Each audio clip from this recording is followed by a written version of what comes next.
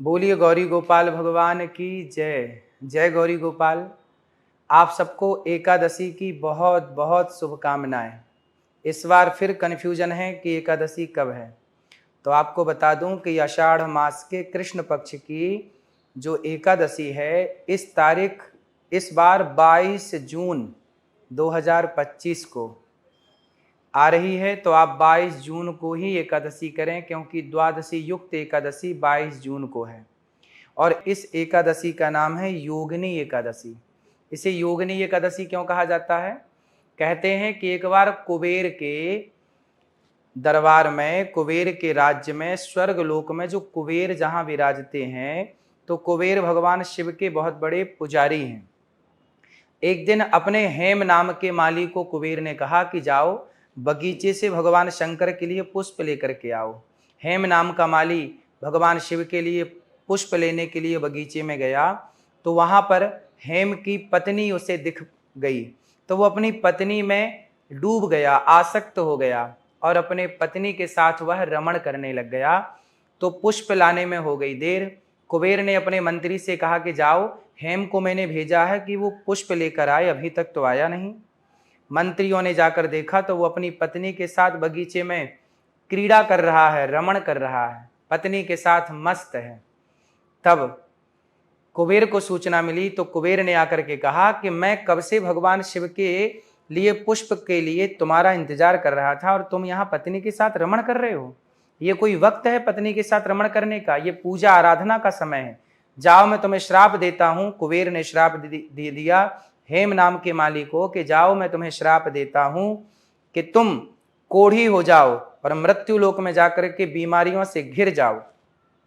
श्राप लगते ही हेम नाम का माली इस मृत्यु लोक में आ गया और कोढ़ का रोग हो गया। ना उसे नींद आती, ना भूख लगती, दर दर की ठोकर खाता, कष्ट से शरीर जला जा रहा है। तब उसे मार्कंडेय जी का दर्शन हुआ। मार्कंडेय जी से कहा कि हे गुरुदेव, मैं इस पाप से, इस बीमारी से कैसे बचूं? तब मार्कंडेय जी ने पूछा कि तुम्हें ये सब बीमारी हुई कैसे? तब कहा कि मैंने पूजा के समय पे पत्नी के साथ रमण किया और मैंने कुबेर जी की आज्ञा का उल्लंघन किया। भगवान शिव की पूजा में देर हुई, इसलिए मुझे कुबेर जी ने श्राप दिया है। तब मार्कंडेय जी ने कहा कि आपने बिल्कुल सच बताया, इसलिए जाओ, अब आषाढ़ मास की जो आषाढ़ मास के जो कृष्ण पक्ष की एकादशी आएगी, जो कि इस बार 22 जून को है, तो आप भी इस योगिनी एकादशी को करेंगे तो आप इस कोढ़ के रोग से मुक्त हो जाएंगे। तब कुबेर के श्राप से मुक्ति के लिए मार्कंडेय जी ने कहा कि हेम, तुम इस एकादशी का व्रत करो।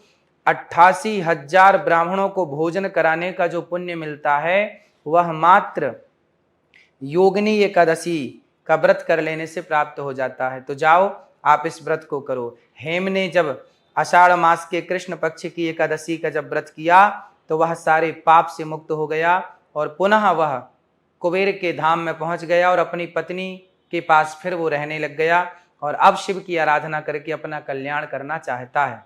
कुल मिलाकर के व्यक्ति से जाने अनजाने में कोई पाप हो जाए तो उस पाप की निवृत्ति के लिए हमें यह योगिनी एकादशी अवश्य करनी चाहिए।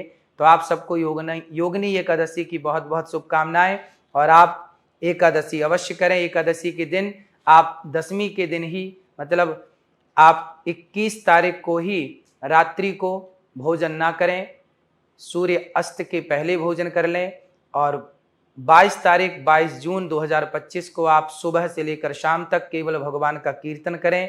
भूख लगने पर आप फल खा सकते हैं, फलाहार कर सकते हैं और भगवत चिंतन करते हुए आप 23 तारीख को चावल का दाना खाकर, चावल खाकर भोग लगाकर और 23 तारीख को व्रत का पारण करें।